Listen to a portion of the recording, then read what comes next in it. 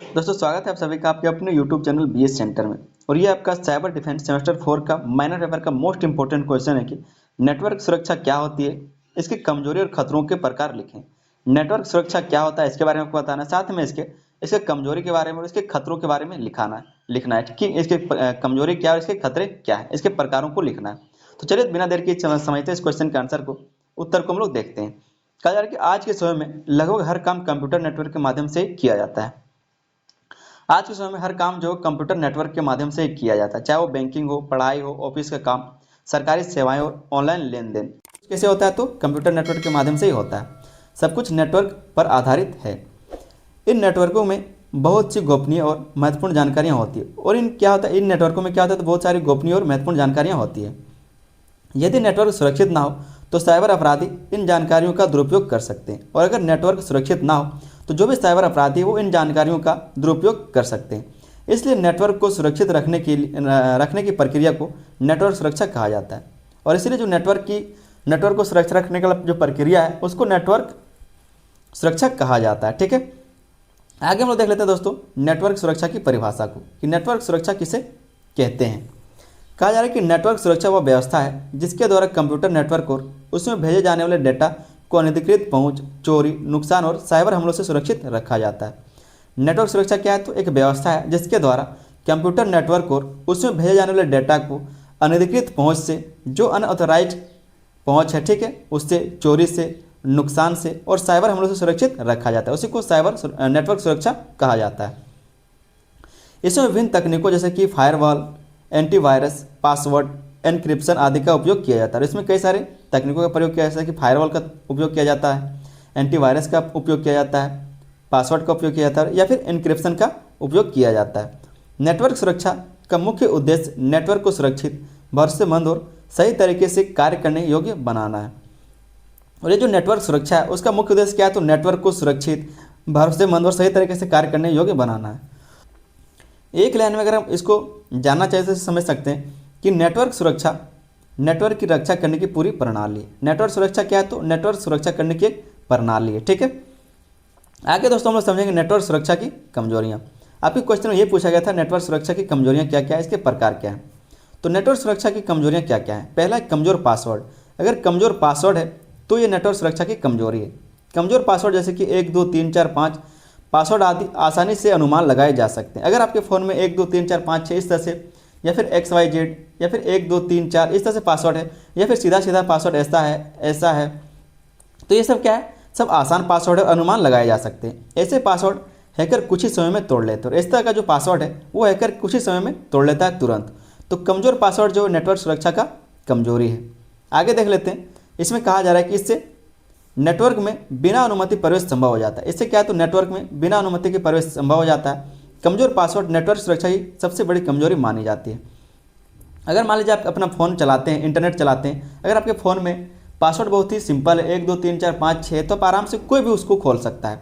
तो जो हैकर वो भी तो खोल सकता है। इसलिए कहा जा रहा है कि इससे नेटवर्क में बिना अनुमति के प्रवेश संभव हो जाता है। कमजोर पासवर्ड नेटवर्क सुरक्षा की सबसे बड़ी कमजोरी बन जाती है। ये तो हम सिर्फ आपको फ़ोन का बात बताएं। अगर आपका ईमेल आईडी में इसी तरह से होगा, क्योंकि आपका ईमेल आईडी आपका फ़ोन का आत्मा है। अगर आप ईमेल आईडी को कोई चोरी कर लेता है आपके, तो आपके ईमेल आईडी में जितना भी चीज़ होगा वो सब कुछ आपका निकाल लेगा। तो अगर ईमेल आईडी का पासवर्ड इसी तरह से आप लोग रखते हैं तो इस तरह से नहीं रखना चाहिए। इससे क्या होता है तो एक कमजोरी है आपका नेटवर्क सुरक्षा का। दूसरा जो इसका कमजोरी है वो है पुराना सॉफ्टवेयर। पुराना सॉफ्टवेयर का होना भी एक कमजोरी है। यदि ऑपरेटिंग सिस्टम या फिर सॉफ्टवेयर समय समय पर अपडेट ना किया जाए तो उसमें सुरक्षा की खामियां रह जाती है। आपका फ़ोन, फिर से हम आपका फ़ोन का ही उदाहरण देंगे कि आपका जो फ़ोन है वो हमेशा आप अपडेट मांगता है। क्यों मांगता है? ताकि जो अलग अलग चीज़ है जो आपके फ़ोन में वायरस आ जा रहा है उसको सुरक्षित किया जा सके, उससे वो आपके फ़ोन को सुरक्षा कर सके। तो पुराना सॉफ्टवेयर नहीं रखना चाहिए, अपडेट करते रहना चाहिए। यदि ऑपरेटिंग सिस्टम या फिर सॉफ्टवेयर समय समय पर अपडेट ना किया जाए तो उसे सुरक्षा की खामियां रह जाती है। उसमें क्या तो सुरक्षा की खामियां रह जाती। हैकर इन खामियों का फ़ायदा उठाकर नेटवर्क पर हमला करते हैं। और इससे क्या था, जो हैकर है या फिर जो अपराधी है वो क्या करते हैं, इन सब चीज़ का फ़ायदा उठा करके नेटवर्क पर हमला करते हैं। पुराना एंटीवायरस भी नए वायरस को पहचान नहीं पाता, और जो पुराना एंटीवायरस वो भी नए वायरस को नहीं पहचान पाता। इसलिए अपडेट ना होना नेटवर्क के लिए खतरनाक है। इसलिए अपडेट ना हो पाना नेटवर्क के लिए खतरनाक काम है। तीसरा जो इसका कमजोरी है वो है यूजर की लापरवाही। जो हम और आप जैसे यूजर हैं उनकी लापरवाही। कई बार उपयोगकर्ता अनजान ईमेल, लिंक या फिर फाइल पर क्लिक कर देता है। कई बार क्या है, तो जो उपयोगकर्ता है, जो यूज़र है, वो अनजान ईमेल पर, लिंक पर, फाइल पर क्लिक कर लेते हैं। इससे वायरस और मालवेयर नेटवर्क में प्रवेश कर जाते हैं। इससे जो भी वो अपना चाह रहा हो, अपराधी जो चाह रहा होगा, वो आपके फ़ोन में वायरस या फिर मालवेयर को इनपुट कर देता है, ठीक है, इंस्टॉल कर देता है। यूजर की छोटी सी गलती पूरे नेटवर्क को नुकसान पहुंचा सकती है और जो भी आपके फ़ोन में होगा वो सारा चोरी हो जाएगा। इसलिए जागरूकता की कमी भी एक बड़ी कमजोरी है। तो जागरूक होना भी बहुत जरूरी है। जो भी यूजर का लापरवाही है वो भी एक इसका कमजोरी रहा है, ठीक है, नेटवर्क सुरक्षा का। चौथा जो कमी है नेटवर्क सुरक्षा का, वो है सुरक्षा उपकरणों की कमी। सुरक्षा उपकरण ना होना भी इसका एक कमजोरी है। यदि नेटवर्क में फायरवॉल, आईडीएस या फिर एंटीवायरस जैसे सुरक्षा उपकरण ना हो तो सुरक्षा कमज़ोर हो जाती है। अगर आपके फ़ोन में या फिर लैपटॉप में फायरवॉल ना हो, आईडीएस ना हो, एंटीवायरस ना हो, तो इस तरह से जो सुरक्षा उपकरण ना होने के कारण सुरक्षा कमज़ोर पड़ ही जाता है। बिना सुरक्षा उपकरणों के नेटवर्क खुला रहता है। ऐसे नेटवर्क पर हैकर आसानी से हमला कर सकता है। और अगर आपके फ़ोन में सुरक्षा कवच नहीं है तो इसके कारण नेटवर्क बहुत ही आसानी से जो हैकर है वो हैक कर लेगा। इसलिए सुरक्षा उपकरणों का अभाव नेटवर्क को सुरक्षित बनाता है। जो भी सुरक्षा उपकरण का अभाव है वो नेटवर्क को असुरक्षित बना देता है। ये सब क्या है, तो सब नेटवर्क सुरक्षा की कमजोरियां हैं। चौथा जो पॉइंट है, पांचवा जो पॉइंट है वो है अप्रशिक्षित उपयोगकर्ता, मतलब जो कम पढ़े लिखे यूजर हैं उनके लिए कहा जा रहा है। यदि नेटवर्क का उपयोग करने वाले लोग सुरक्षा नियमों को नहीं जानते तो वे अनजाने में खतरा पैदा कर देते हैं। गलत सेटिंग, गलत शेयरिंग और असुरक्षित लॉगिंग नेटवर्क को कमज़ोर बना देता है। असुरक्षित जो लॉगिंग है वो नेटवर्क को कमज़ोर बना देता है। प्रशिक्षण की कमी से सुरक्षा नियमों का पालन नहीं हो पाता है। जो सुरक्षा नियम है उसका कमी नहीं हो पाता, यह भी नेटवर्क सुरक्षा की एक महत्वपूर्ण कमजोरी है। जैसे कि जो आरबीआई है वो बार बार चिल्ला चिल्ला के बोलता है कि किसी को अपना ओटीपी ना दे। कोई भी सरकारी जो बैंक है वो आपसे आपका खाता नंबर नहीं मांगता, ठीक है, आपसे ओटीपी नहीं मांगता, ये सब चीज़ नहीं मांगता। लेकिन फिर भी जो कम पढ़े लिखे लोग या फिर जो जानकार लोग नहीं है वो लोग क्या करते हैं, जो भी मांगा जाता है वो दे देते हैं, जिसके कारण उससे पूरा खाता खाली हो जाता है। तो ये सब क्या है, सब कमजोरी है नेटवर्क के, नेटवर्क सुरक्षा की कमजोरी। आगे हम लोग देख लेते हैं नेटवर्क सुरक्षा के खतरों के प्रकार। नेटवर्क सुरक्षा के खतरे क्या क्या है, उसके प्रकार क्या क्या है। पहला है वायरस और मालवेयर हमला। ये सब क्या है, तो नेटवर्क सुरक्षा के खतरे हैं, ठीक है, खतरों के प्रकार है कि वायरस और मालवेयर के द्वारा इसमें हमला किया जा सकता है। कहा जा रहा है कि वायरस और मालवेयर हानिकारक प्रोग्राम होते हैं। ये सब क्या है, तो हानिकारक प्रोग्राम होते हैं जो नेटवर्क के माध्यम से फैलते हैं। ये फाइलों को ख़राब कर देते हैं और सिस्टम की गति कम कर देते हैं, और जो सिस्टम की गति वो कम कर देता है। कई बार पूरा नेटवर्क ठप हो जाता है। यह नेटवर्क के लिए एक गंभीर खतरा है। मतलब हैक कर लेने का मतलब आप कुछ भी करेंगे तो वहाँ पर काम ही नहीं आएगा। आपको कुछ लिखा हुआ रहेगा कि जैसे कुछ भी यहाँ पर लिखा हुआ स्क्रीन में आ जाएगा और कुछ भी काम नहीं करेगा, बिल्कुल वाइट हो जाएगा या फिर ब्लैक हो जाएगा, मतलब कुछ भी काम नहीं करेगा। वे कैसे होता है, तो वायरस या फिर मालवेयर के हमला से होता है। ये सब क्या है, तो नेटवर्क सुरक्षा के खतरे के प्रकार हैं। दूसरा प्रकार वो है हैकिंग, हैक कर लेना।